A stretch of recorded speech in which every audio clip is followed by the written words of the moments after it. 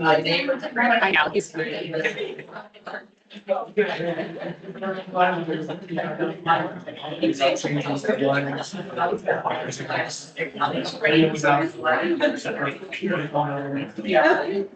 get started.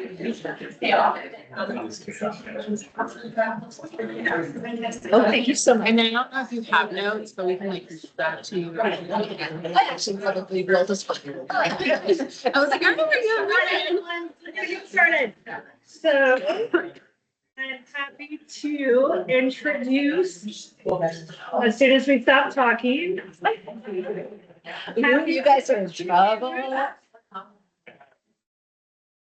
All right, our next speaker came all the way from Denver, which,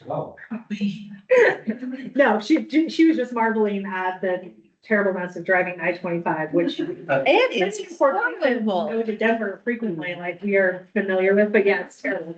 So she is the executive director of South Metro Water Supply Authority. She brings more than 25 years of experience of water resources to her role. Prior to joining South Metro, she managed the South Platte River program for Aurora Water, which is the state's third largest water utility. And she was one of the key leaders who developed the water infrastructure and supply efficiency projects that we'll talk about today. She's also a key leader in Colorado water planning as a member of the Colorado's Interbasin Compact Committee as the chair of the Metro Roundtable. She serves on the Colorado Water Congress Board, Metro State One Worlds Board, One Water Center Advisory Council, and the Water Education Colorado Board of Trustees as the president. She's BA from UC Davis and an MS from Troy University, Alabama. Is that where you're from? It is not. I actually got that when I was living overseas in England while my husband was overseas with the Department of Defense. People were like, Troy, that's odd. Yeah. But that's where I got it. You say it's the University of Alabama? No, Troy State. Oh, Troy State.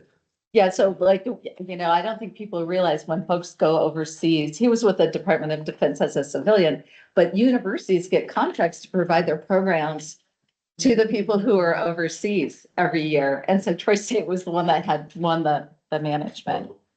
And thank you for joining. Oh, no, thank you for having me so much.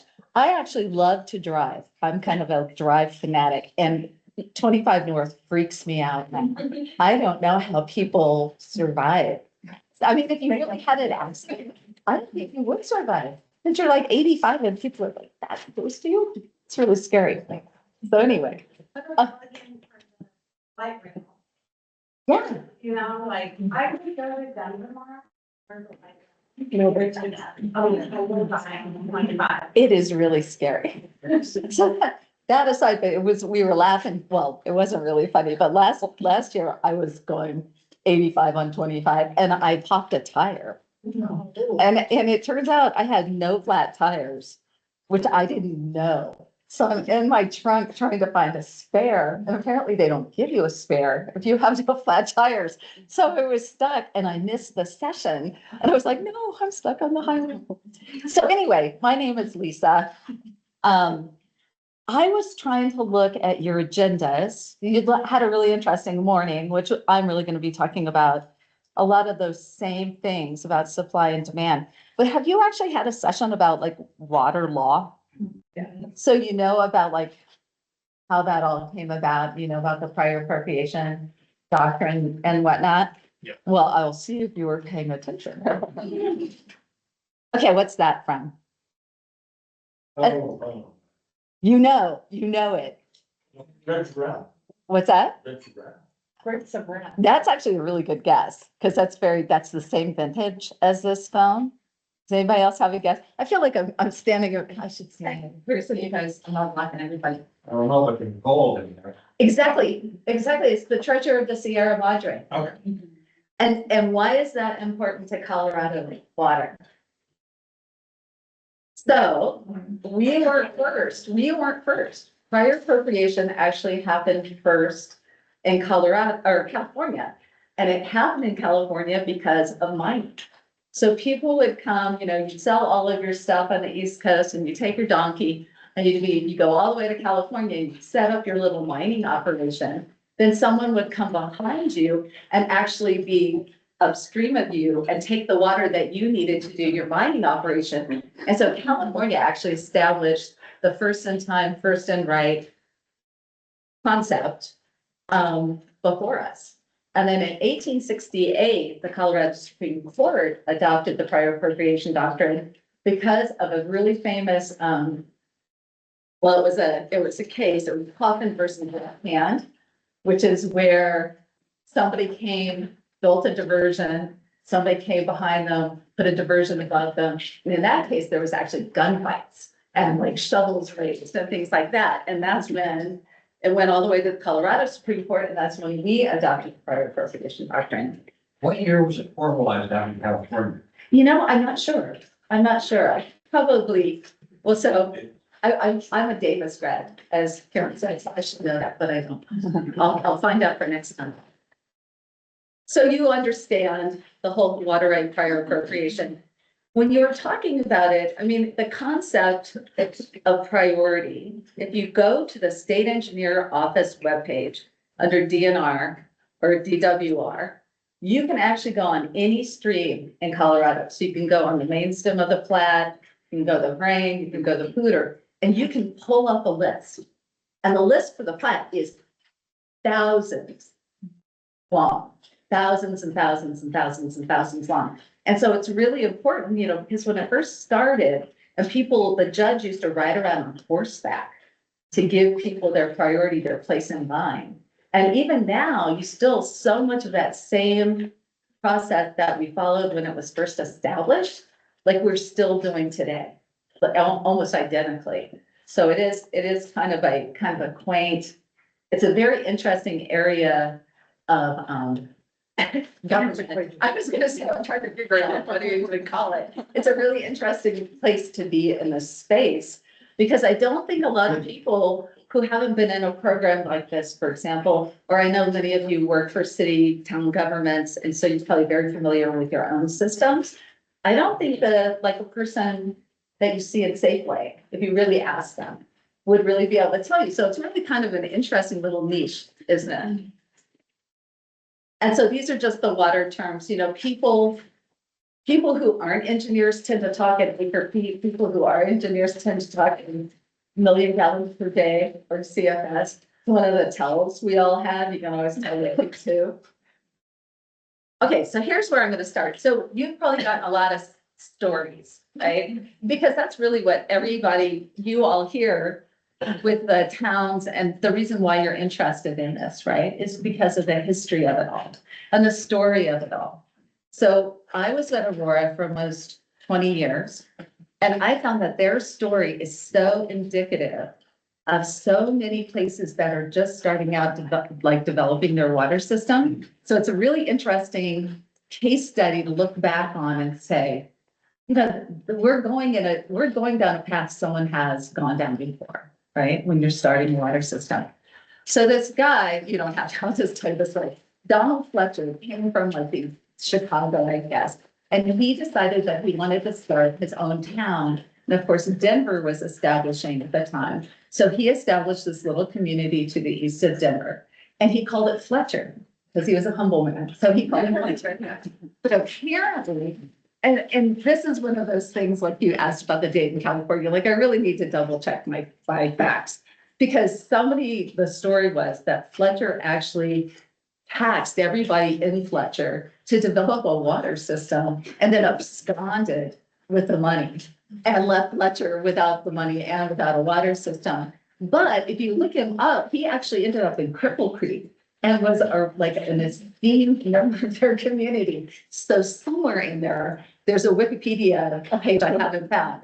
But so of course, Fletcher didn't want to be called Fletcher anymore. So they called themselves Aurora.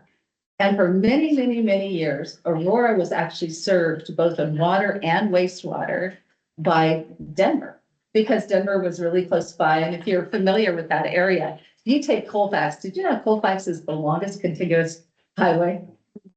So you can start I live in Golden. You can start like up in Golden, you can drive, you know, and you can see where it goes from Denver to Aurora, like, you know, it just kind of flows into it.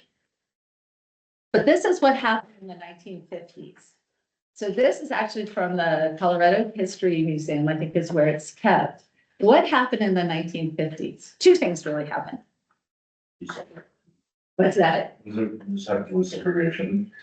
Actually, well, it probably did have a lot to do with segregation, because what was happening in the fifties is it was the first time cities were really developing neighborhoods.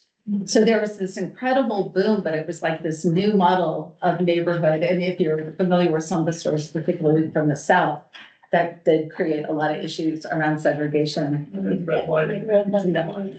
But the other thing that happened is there was an incredible drought in the 1950s. So what Denver Water did, they actually said, so they took a map and they said, and one of these is brown and one of these is blue. And believe it or not, the blue is for water and the brown is for wastewater. It's true. And they said that outside of this area will no longer serve. We're done. And so on this east side, so this, I don't know if you can say it says limits of economical utility service. And there's Aurora. There's Aurora. And so Aurora realized, holy smokes, like these people are telling us that here's our whole city and that they're not going to serve us anymore. So it was this huge, I mean, it was a pretty momentous point in Aurora's history, particularly in terms of utility development, because they were brand new and they had nothing. They had no water rights. They had no infrastructure, except for the pipes that were connected to Denver that now they were being told they're going to get capped, right? So the Aurora City Council showed great foresight. And this is one of the things that we really realized, that people really do have this vision, this leadership that they point forward. They said, okay, we have to develop our own supplies. Now we know this, but let's do it in multiple basins. They had just gone through a drought, and droughts are measured in intensity and duration, right? And so you obviously don't want to be the top one in both, but that's how you determine a drought. And a lot of times basins in Colorado will have extremely different hydrology. So they said they wanted rights in all of the basins. The supply should be renewable. They didn't want to rely on non-tributary groundwater. That's the South Metro story that I'll tell you. And then the system should be able to design a design drought of the 50s. So that's what we used to call it. So we called that drought of the 50s. What you had to do is you had to develop a system that you could still continue to serve your customers through a drought of that intensity and that duration. So it was at the time, it was called the design drought. Some folks still use it as the design drought, although in the 2000s, of course, we had another one that was pretty momentous. So what happened was Aurora, so this is Homestake Dam, which is up in the Holy Cross Wilderness. They developed this with Colorado Springs. And this is, I always joke, this is one of my favorite maps because the city of Aurora looks huge, right? But so what they did was they had 25% of their water rights are in the Arkansas, 25% of their rights are on the Colorado, and then 50% of their rights are in the Platte. And they exchanged the rights that they've purchased in the Arkansas. They actually exchange it up through Pueblo Reservoir and then all the way up, that's where I'm going, to Twin Lakes and Turquoise, all the way to one of us. So there's no pipe there. They do that all on paper. So it's a paper exchange that they move the water up. And of course, you have to go to court to get an exchange on any region of the river in Colorado. Then it's gone through the Otero pump station, and that's how it gets up and over the divide and it goes into the Platte. So pretty incredible, right? That somebody had the foresight and the forethought to actually develop a system like this. So this is a water court exhibit. I don't know why I picked this particular one, but this is, they were showing the major water acquisitions that they had. So you can see where they started was right there in 54. And their first rights were on Cherry Creek, and those are alluvial rights on Cherry Creek, which you're probably familiar with, that goes through town. And then these are all of their big, and you can see the transfers, transfer. Those are all ag rights to municipal rights, right? Because that's the three beneficial uses: ag, municipal, and industrial. So those are all of those transfers. And then this was the case that this was for. So a lot of times, did anybody talk to you about storage? The old rule of thumb used to be you need 3 times the storage of your firm yield of your system or your demand of your system. Kind of I don't know who made that up, right? But that's what you need. Because what you do, of course, is you store when there's water, and then when there's not water, you take it out of storage. It just works like a bank account. So this was the total capacity of Aurora's storage. So if you added up every bucket, that's how much space they had. And then of course here you can see, so that's, runoff, down, snow, runoff, and it goes back and forth, right? So what happened here? That's crazy drop.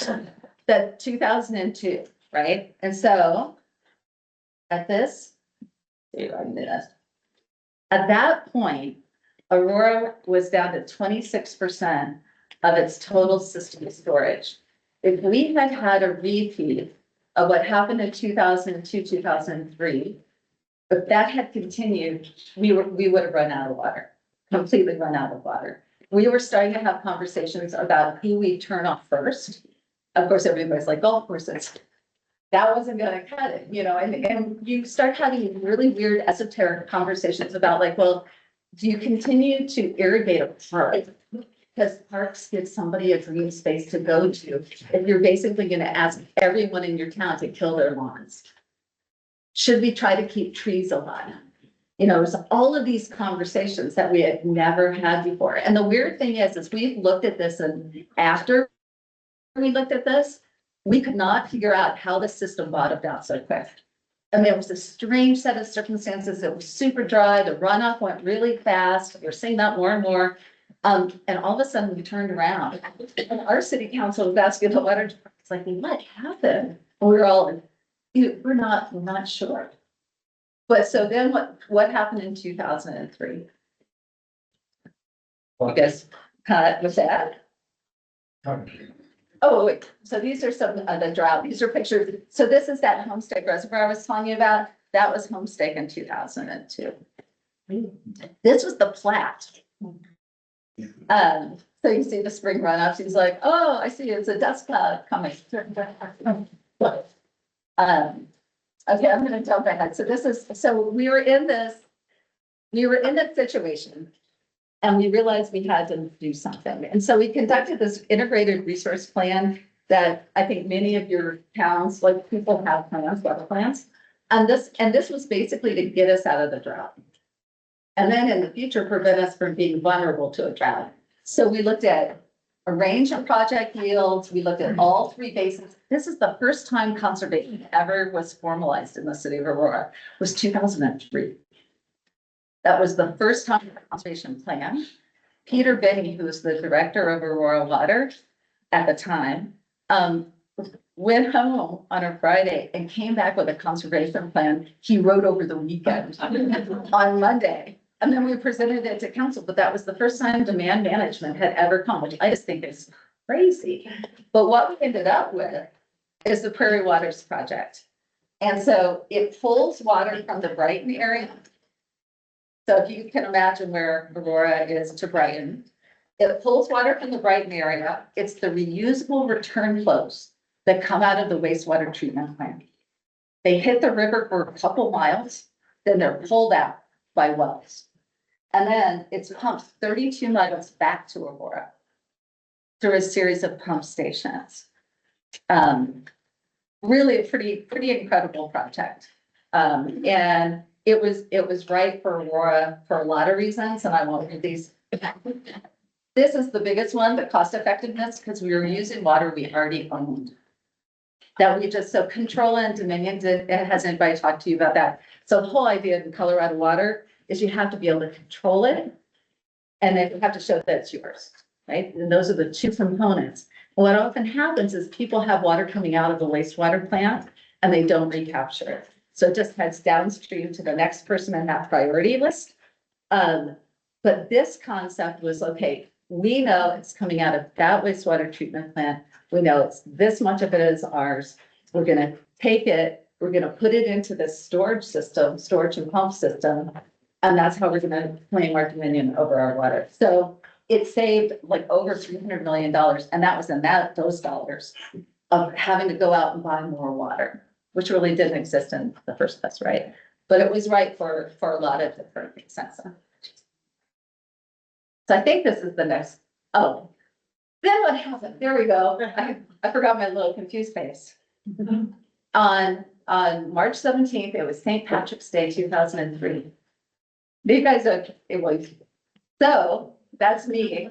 That's my daughter who's now in nursing school. She's 25. This, I mean, 6 feet of snow. And I don't know if everybody remembers, it pulled us all out of the drought.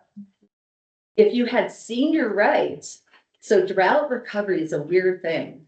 The senior rights tend to fill first and tend to rebound first. So Aurora was a little bit behind because they were so new and so junior, but it completely turned it around. So it's the most intense drought in the South Platte Basin, but not the longest, because it was so short. Right? So, all right. So, and that's me. I just feel like I have to say that since it was like 25 years ago. That is me. So now we're gonna switch around. We're gonna switch the story a little bit and start looking at South Metro. All right, so South Metro, where, do you guys know where South Metro is? Amanda, South Metro. It's 15 now, it's 15 providers. It's Parker, Castle Rock, Highlands Ranch. If you've heard of Dominion, it's East Cherokee Valley, it's Arapahoe County Water and Wastewater. And there's 15 water providers that came together. So we just had another member rejoin. We're at over 400,000 now.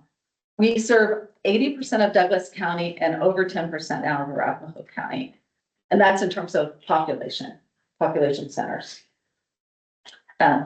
So what was the problem with those towns when they were growing? When they were growing up, when they were new towns, like many of your towns and cities are, what was the problem? They were really dependent on the Denver aquifer system. As those deep wells, right? And they were great water quality. You can pull that stuff out and all you have to do is disinfect it. That's it. And it can go into a line and get served. But what was happening was, as all of these little towns were developing, the aquifers were just tanking. And so it was, you know, what are the Wendy's shakes? Frosties. You know how thick they are. You have to keep pushing your straw down further and further just to get it. Everybody had to keep doing that. So like you would drop your well down and then all of a sudden my well's not working. So then I'd have to punch a hole further down. And everybody was trying to get, like, it was like a race to the bottom of the aquifer.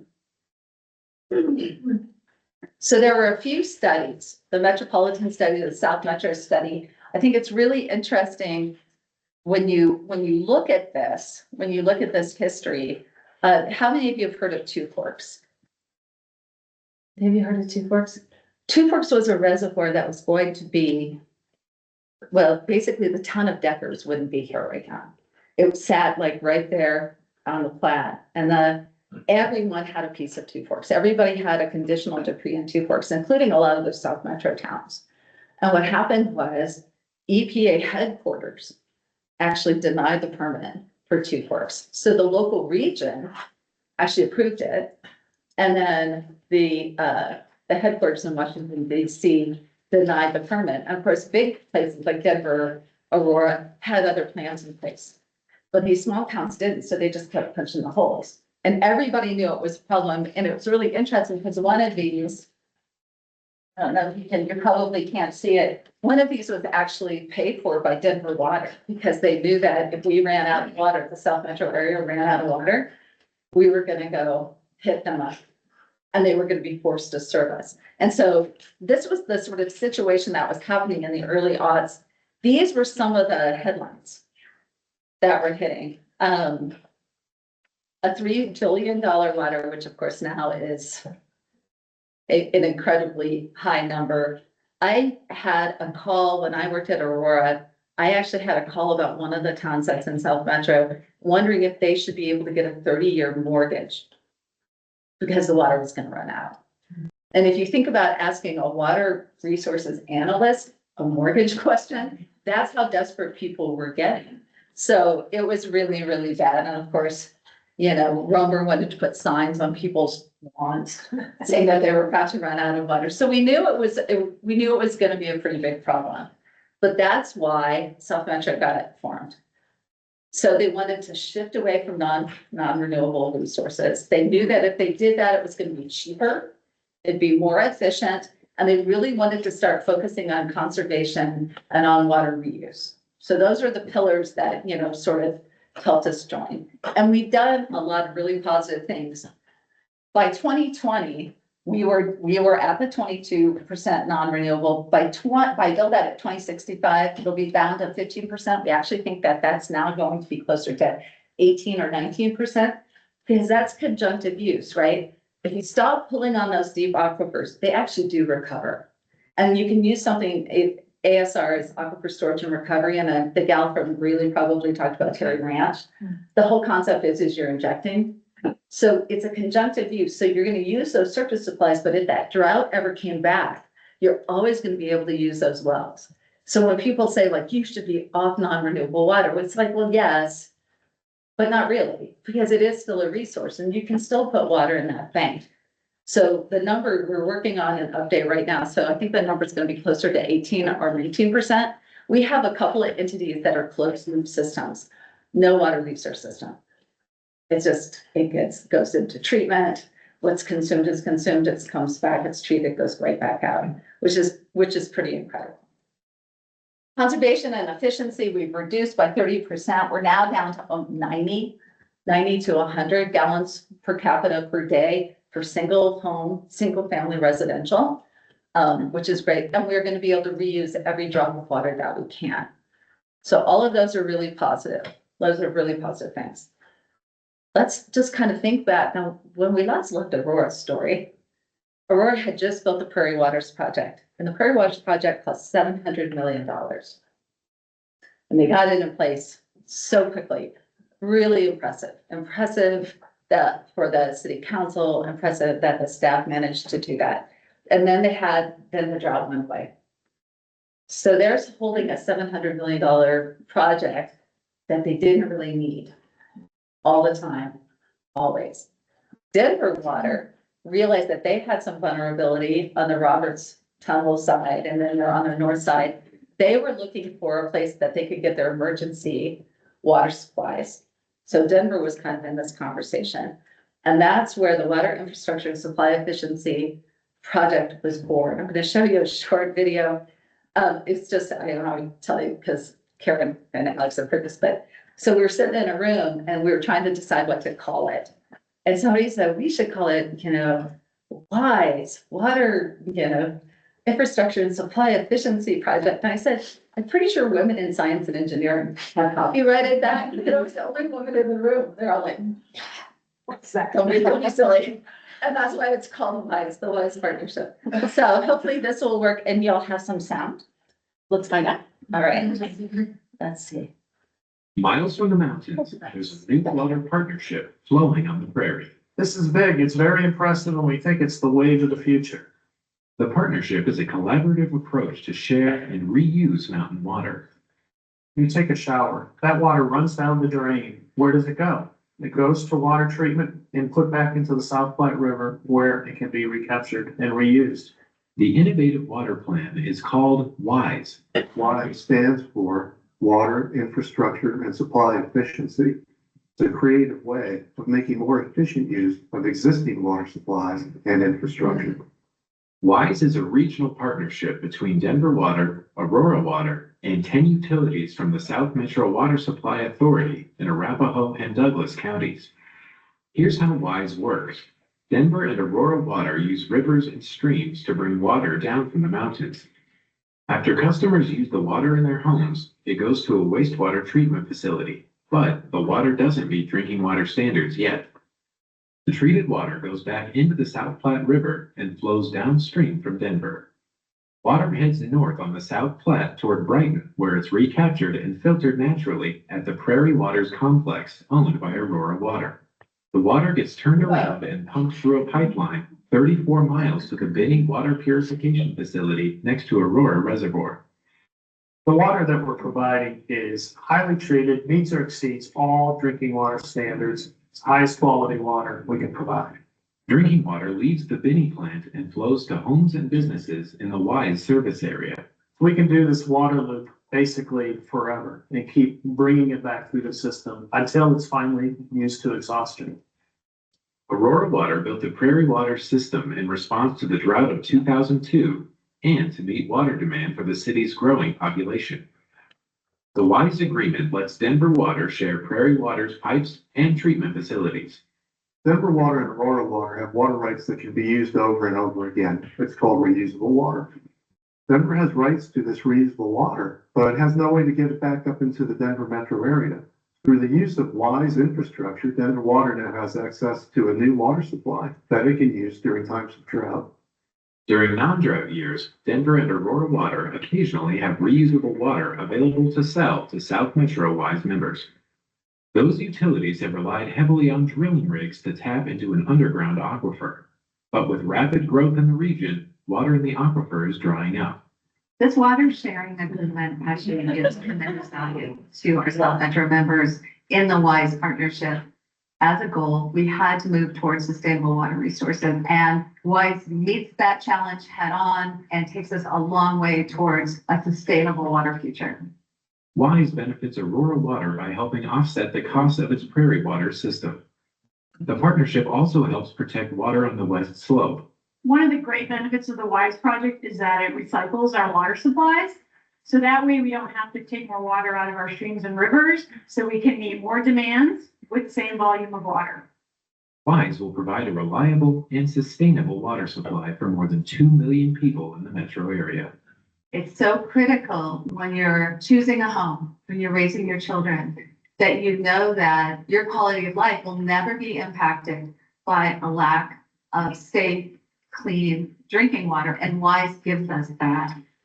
Water is scarce in the West, and we have to make sure that we're making the best use of every drop of water that we have. And that's what the WISE project does. Nothing worse than seeing yourself on a video. So it always makes me laugh when I see that video, like the foamy water coming out of Metro. I used to work at Metro, and I remember when the tour guide saying to this kid group, it's because it's so clean. That's why it's so soapy. Not quite. And the 10 members, so South Metro is 15. We actually have 2 authorities and 2 boards. So 10 of the 15 joined in with the WISE partnership. 5 had other plans, 2 of which worked with, I don't know if you've heard of United Water and Sanitation. There's another pipeline that also goes south. And so several of our members were part of that project already. And so when you get these large projects and you start thinking about the capital that you have to invest to be part of the project, you know, I'm sure NISP is a big topic. What you have to realize is there's only so many like billion-dollar projects you can do at a time. And it does become a critical part of planning, I think. So so Aurora got to offset their costs. So it's 100,000 acre feet over a 10-year period. And then Denver gets their emergency supply. So over 2 million people in the metro area benefit somehow from WISE in some way or the other. And just in case that was a real quick description about why it works. So in a wet year, Aurora doesn't need its Prairie Waters project. And so they're making deliveries. If there's water available, they'll make deliveries to South Metro. In a normal year, you can see that they actually start to move more into their own project, and the deliveries to South Metro go down. In a dry, non-emergency year, you can see that we're almost completely out of the deliveries. And then a dry emergency year, those are the conditions under which Denver can call. And then Denver takes a part of the project in those months that you can see. So they can interrupt, they can turn off South Metro for 24 straight months. And then there's mins and maxes. The agreement goes into a lot of detail about exactly what can and can't be developed, right? So WISE got us part of the way. So where's the next, what would you think is the next project that you'd probably start to look to do? Have you heard of the Platte Valley Partnership? Has anybody talked to you about the Platte Valley Partnership? So the Platte Valley Partnership is another loop. So you saw the WISE loop that goes and can go for, as Joe said, it can go forever. The Platte Valley Partnership is another loop that actually goes from the Sterling area. So imagine even a bigger loop. The pipeline is 100 miles. And so the loop is just a little bigger. But you create these synergies, you create that. So the Platte Valley Partnership is really unique in that it's actually a partnership with an ag group. The Lower South Platte Water Conservancy District is the support organization for the local agricultural producers. And so I think it's probably the model that you want to look at, that you want to see. And we're going to go pretty quick through this because there's only time for questions. So Parker actually owned these rights from the 80s, the 1980s, down in Logan and Sterling and that area, Logan County. So Parker's part of South Metro, part of WISE, but they decided that this was going to be their next project. So this is your new loop, right? So there's the river, and then it takes it, and now it's pumping it all the way back to Parker. 100 miles all the way back to Parker. These are ag rights that have already been changed. So it's the way to bring that water all the way down. Those exchanges that we were talking about that Aurora uses to bring their Arkansas water up, really hard to do now. The river's just too busy.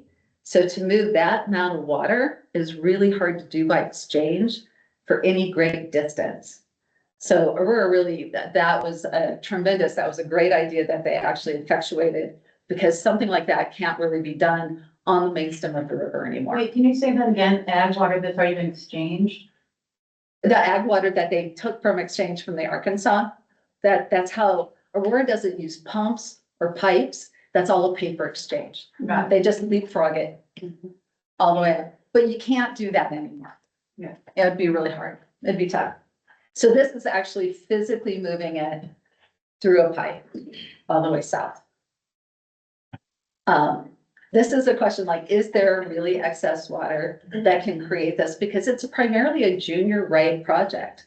It relies quite a bit on junior rights. So here's the South Platte River in that area in the summer 22. Here it is in 23. So you can see that there's these real extremes. And so all of these new projects are really becoming very dependent on extreme events. Like you're planning on the outliers now.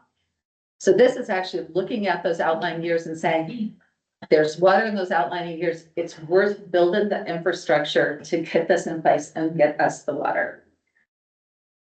This is from an ag perspective, from a municipal perspective. This really does support the ag, for continuing ag production. So what's the problem with ag now? You guys are you probably see this all the time in this area, maybe not quite in the Fort Collins area. The ag producers are aging out. And there's just nobody wants to take it on. I'm 65. Most of the farmers I know are my age or older. And they're going to retire. They have to retire at some point. And so this is a model for future water development that supports ag, but you do have to wonder, supports ag, but can you support it to the point where you can keep it sustainable? Which is a nice thought, but it's just something to kind of keep in mind. So this is under the 2019 junior right, which they filed, they could have stored 55,000 feet, because that's how extreme those extremes were. One year it was 0, the other year it was like just off the charts. And this, I'll provide this to Alex and Karen, and they can send it to you if you're interested. And there's a lot more information about this project. So that leads me to my last topic. Has anybody heard of SPROG? Which is this awful acronym. It's the South Platte Regional Opportunities Water Group. And we're talking about leadership challenges. And so you've heard about Gross Reservoir, you've heard about NISP. You're probably very familiar with that. The SPROG group was a group of folks from different water providers. Are you familiar with the Basin Roundtables? So it was the SPROG group, the initial group that got together to talk about it was the executive committee of the South Platte Basin Roundtable and the Metro Roundtable. Those are the people at the table. So this is kind of a timeline. This was the first water plan. The South Platte Basin Implementation Plan, which of course is part of the water plan, described a conceptual future in-basin multi-purpose project. If you look at the first water plan, I'm sorry, because this is like, I'm now feeling like I'm really talking fast. In the first water plan, if you look, there's something called the conceptual framework. And the conceptual framework is an idea. It's not an obligation, but it basically says the Western Slope Roundtable folks said, we don't want anyone coming over here to get more water than the West Slope until you do the following things. That's a 2-page document. And it says basically, go and get your own damn house in order before you ever come over here again, right? And Sprague, so what Sprague was doing was looking at it and saying, I think we have enough water, or we have water to manage, but just in the current system, under the current who has and who has not, this is not gonna work. So we have to come to the table, we actually have to say, how could we move the parts such that, bless you, such that we could continue to operate the basin, how we could get our own house in order, how could we make sure that we were planning for the future and not leaving someone holding the bag for this gap, God bless you. So the water plan, the most recent water plan, has a gap of, I think, 230,000 to 450,000 acre feet by 2065, 2075. It's almost all in our basin. Almost all of that is in our basin. And depending on which of the scenarios that are listed in the water plan, you either have business as usual, which is growth and economic business, exactly as we know it now. There's, the economic slowing, there's population dropping. There's one called hot and fast, which makes me laugh every time I say it. It is like, everything's like pedal to the metal, everything's going great guns. Under that scenario, that's when the gap's the greatest. Right? And that's like incorporates climate change. So these are all of the things that kind of put together to get this group together to have this conversation. And it just said South Platte stakeholders, but it was basically the executive committees. And guess what? It looks a lot like the Platte Valley Partnership, doesn't it? These loops have become very popular. But you can see that it contemplates new storage exchanges and pipelines to meet future demands and provide water for ag. That was the concept. And this was kind of generally what we thought we would need. Now you look at this and what do you see? There's 2 gateways. One gateway is us. One gateway is South Metro. And one gateway is you all. So there's 2 places where this water was directed or meant to be directed under this concept. Keep in mind, this isn't a project. This is still just on paper. This is a concept. But these were the 2 gateways. So if you looked at this in the simplest form, it's like you gather the water, you bring it back somehow or another, and then you divide it to the 2 gateways in accordance with how much they still needed. So that's the basic schematic concept. It used mostly 3 rivers. So again, it's using those outlying things, the outlying events. You store it, the water sharing agreements, a little bit of reuse. At first, we had the Denver Basin conjunctive use in there, and we decided that just wasn't sustainable. So that's a very, very small piece of the water that was meant to supply those 2 gateways. So that was the water. These are the things that, and we'll go through these really fast, because we decided that we needed values. We needed a value statement. We needed to set up somehow how water should move and transfer in our basin. So it met the basin implementation plan goals while being consistent with the recovery program. That project will supply 50,000 acre feet. That was our goal, was to design a concept that could do that. And you can see a significant portion of this yield is targeted for small but rapidly growing communities between Denver and Greeley. So that was the concept. Like when you look at our basin, where can you see those future challenges? And I like it. It's just a very small, short slide, a portion of the ag gap. It doesn't say a whole lot, does it? Strategies to address environmental and recreation. They were at the table. To be honest, I don't think that we ever got really far enough to really contemplate how much, we had trout, unlimited ducks, unlimited involved. We didn't really contemplate how far that would really go. Alternative water transfers, that's really meant to support ag. Different sources of water. Water sufficiently and maximizing basin supplies. So if you pulled up the conceptual framework, the South Platte Basin just checked all of their boxes. Not that we're gonna go over and try to get more water from the West Slope. But it met that goal of getting our house in order. And then the integration of water quality and quantity. We used to say, when I was at Aurora, they said, go buy water. Don't worry about the quality. Whatever the quality is, we can treat it. And that's not the case anymore. So the low hanging fruit's gone. So this is really sounding doomy and gloomy. So this is not intended to be a substitute for existing or planned projects. There was a lot of concern that if this got out too far ahead of something like NIST, say, somebody'd say like, well, why are you doing this? Go do this instead. Like, how much is this gonna cost versus how much this is gonna cost?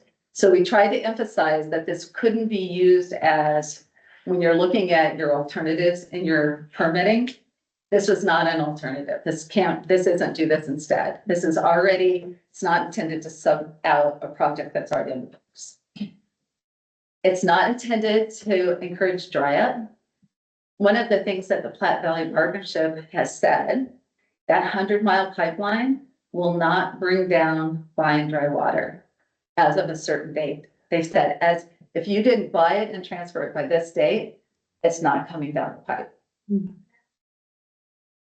The pipes that are on the ground now. I mean, my grandmother used to say, many a slip between the cup and the lip.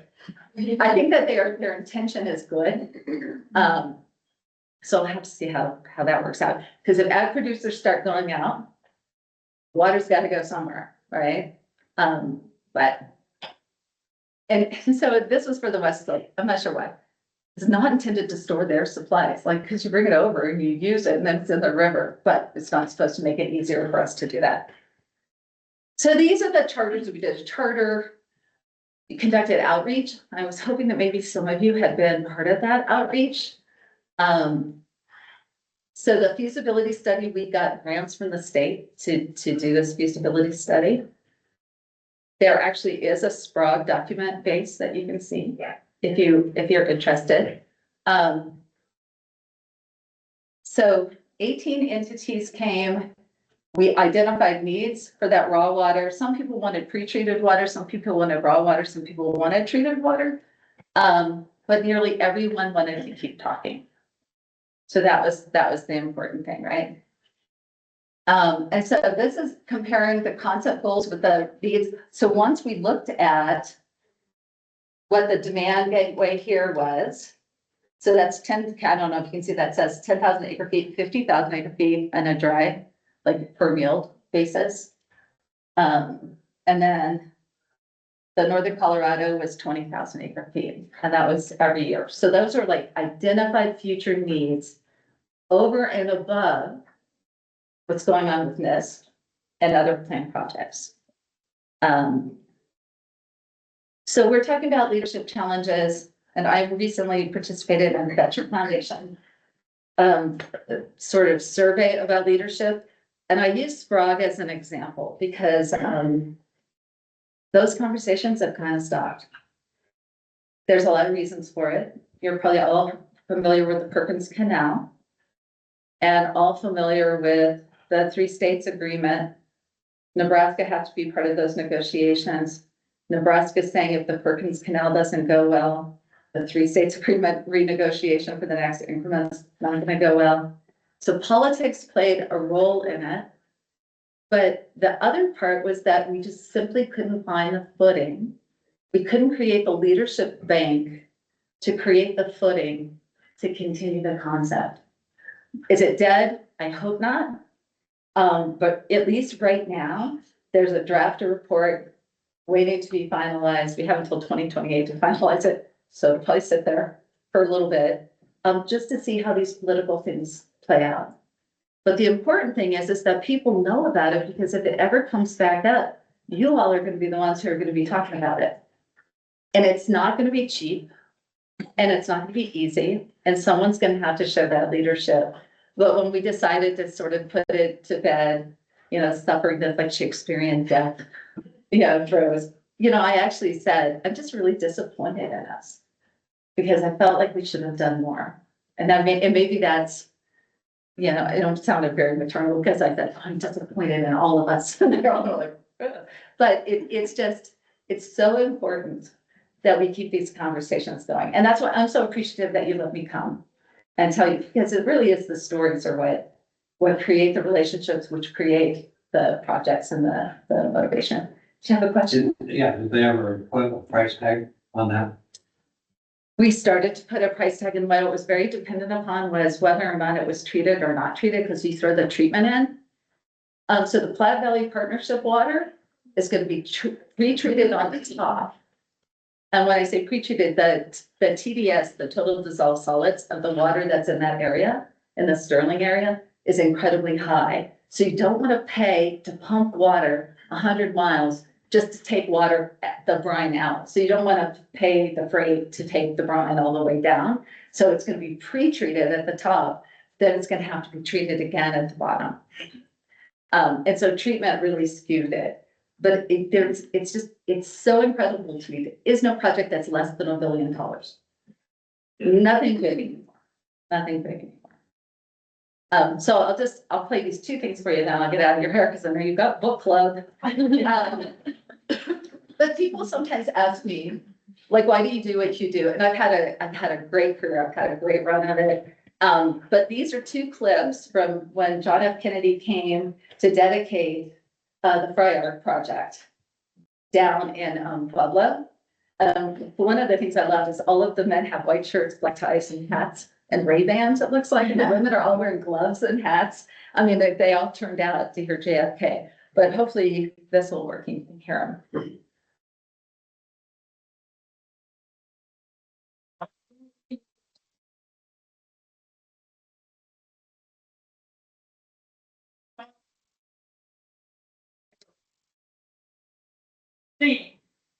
About the needs of this country in 1982 and 1992, as those men and women were 30 years ago who began to make this project possible. The world may have been built in 7 days, but this project was built in 30 years. And it took labor day in and day out, week in and week out, month in, month out, year in and year out, by congressmen and senators and citizens and the press of this state to make this project possible. And it will be some years before its full benefits are made available to all of you.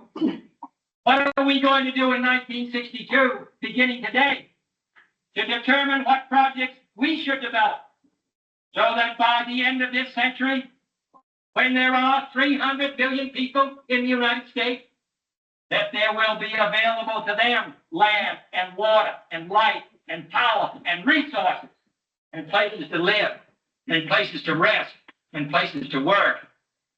So we salute this project today, and we salute those who made it possible. And we look to the future, and we look to the past, and we commit ourselves in 1962, not only to celebrate this project, but to move ahead in all the other areas, stretching from California to Cape Cod, Massachusetts, in building this country up. We can buy these valuable projects today. They can be a great saving to our people 10 years from now. Every member of Congress, everyone in the executive branch, from the president on, in the field of national resource, has to plan during their period of administration or of office for the next generation. Because no project that we plan today will be beneficial to us. Anything we begin today is for those who come after us. And just as those who began something years ago make it possible for us to be here, I hope we'll fulfill our responsibility to the next generation that's going to follow us. That's why I do what I do. So if anybody has any more questions, I'm happy to answer. Yeah. So like the principle that you mentioned that this project wouldn't replace anything that's existing, is that really just like a political commitment so as not to ruffle the feathers of, which is being a little too simplistic about everything that's gone into those projects, but Is that just so as not to disturb that, or is there other like really pragmatic reasons that this would never be seen as replacing any of those? If you look at, that's a really good question. And so, of course, it's part of it's political. A lot of the conversation would start and stop with, but I've got this thing planned. And if we all of a sudden start talking about something else that looks cheaper or shinier or easier, I'm gonna lose my momentum. So there certainly was that. But if you look at some of those big projects and you look at the delivery and the water yield of those projects to the people who are in those projects, Sprague would replace it. Couldn't come near it. You'd need like 12 Spragues, right? I was on a panel with the guy, and he was, I mean, he was an older man. But he was so boastful. He was the guy in Washington DC that vetoed two forks. And he was on this panel and he was saying like, you know, and this guy from Denver Water told this story. He said I had a van full of these people from Washington DC, and they asked to go see where Two Forks would be. He said, I drove the van. It was a really rainy day.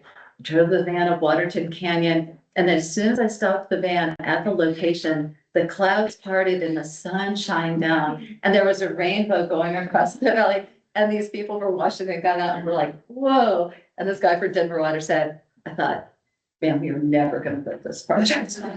And they didn't, but this guy was like, you know, for the environmental reasons and for the personal reasons, and like, we did such a good job because we vetoed that. Think about all of the projects that had to be developed because Two Forks didn't happen. Think of the collective environmental, collective financial, collective uncertainty that happened because one guy made a decision in Washington DC that he thought was best for us. And I'd argue that if you added them both up, there's definitely a conversation to be had. So, Sprague's really interesting. You're talking about great collaborations, but stalling, like the things are paused. I'm thinking about the other big thing that we've been talking about is the Colorado River Compact and how, and so I'm curious, like, you know, you watch Kennedy talk about like, we have to be thinking about the future, we have to be cognizant of future, like what's fallen apart, like in your perspective, like why is that idea been lost with a group of people working on that? And what would you do if you weren't in charge? Of the Colorado River, things. Right. So, retire super fast. It's so mired, and there's so many different ways to answer that. The real key is the Colorado Compact was negotiated at a time where there was a lot of hydrologic uncertainty. And they really truly believe, and if you look at the record, they were intended to go back in 10, 15 years and redo it.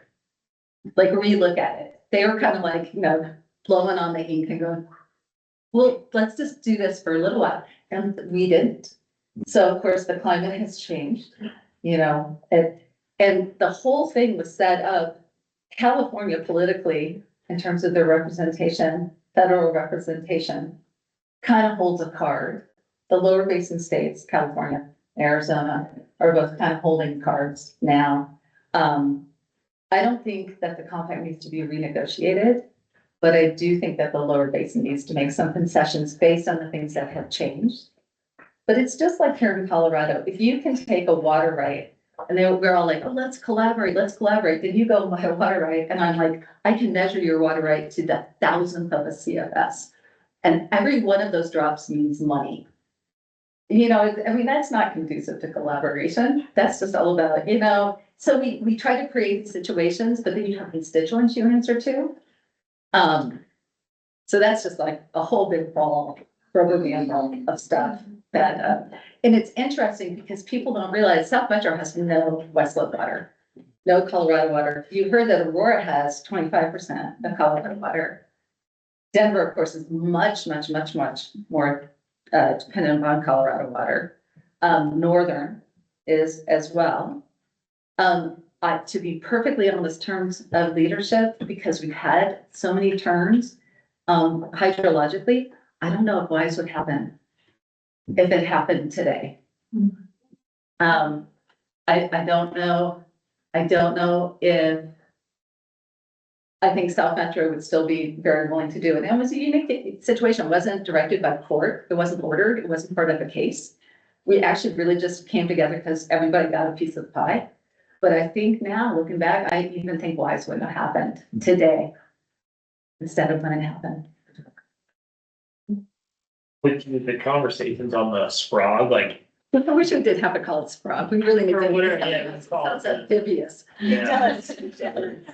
I guess like, was it kind of originating out of South Metro? Like, what was that perception from the folks up north? Like, did you get a good representation from people up north to come and talk and express interest, or is everybody like, ah, here's another Metro initiative and we've got Perfect it? bagger. Well, Yeah. I should have said, South Metro didn't actually initiate Sprague, although I've been at the table. So Northern was at the table, Aurora's at the table, Denver's at the table, South Metro's at the table. A couple of the smaller left-hand was at the table for a bit. There's Lower was at the table. So it really was based on the executive committees of the two basins. The gateway, though, there's just no denying that there's two demand centers, right? Because if you assume that Denver's taken care of, which, you know, depending on how everything goes in Colorado, they should be, it's really, we know where the demand's gonna be. We know where the supply has to go. So, but Northern was a big part of those conversations, and so they were the local face. Yeah. So. Well, I guess I better get back to it. Thank you so much for having me. I really appreciate it. You're welcome. Please drive safely. Oh, I know. Right now I gotta get back to my car. I hope you all have a happy holiday, however you celebrate it, if you enjoy. And please go ahead and, it's a big file, but if you cut out the videos, you can send it out pretty easily. Thank All you right, so take much. care. You too. All right, talk to you guys. Right, now